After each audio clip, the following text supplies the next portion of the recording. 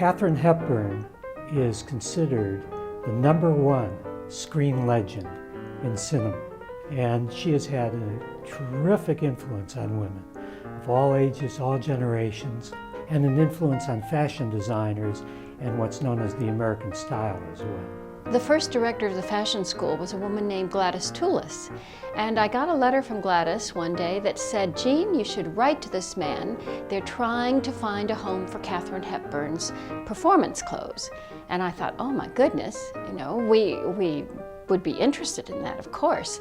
And then I went to the warehouse in Connecticut where the things were stored and made a list of things that I thought we would want. And one of the executors said, "Well, you know, why don't you take it all? Sell what you don't need, you can take it all." So we have well over 1,000 pieces. We have her false eyelashes, we have her pancake makeup, we have her wigs and wiglets, and of course we have what she intended us to have, which was her personal collection of her performance clothes. Most major institutions don't collect performance clothes, usually because you have to draw the line someplace. But because of our relationship with Shannon Rogers, who worked in Hollywood and worked in New York, we've always had some performance clothes. And so this enhances that collection. And I also think Katharine Hepburn's name is magic.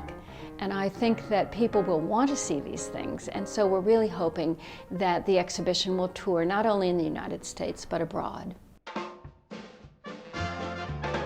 We're going back and we're replicating photographs that were taken 40, 50, 60 years ago in some instances with similar equipment, with the same style, with the same lighting, with the same visual vocabulary, as I said, and you get to touch the real stuff. So it's as she wore it, as they photographed it again, as we are photographing it today, and it will be shown now in a contemporary vision.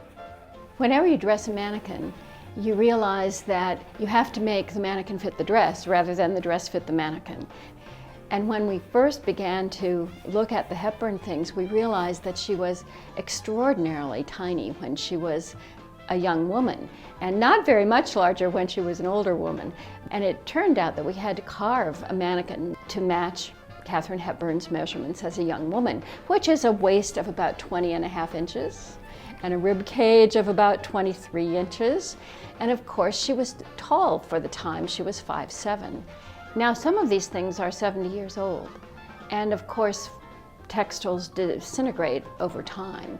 And so you have to be extraordinarily careful with early textiles because they're very fragile. You need to be very gentle and you can't put any stress on it. That's one reason why making the mannequin fit the dress is so important. The interesting thing about this collection is that it spans her entire career. It starts with The Lake, which was one of her very first performances, all the way up to the latest films that she did at the very end of her career.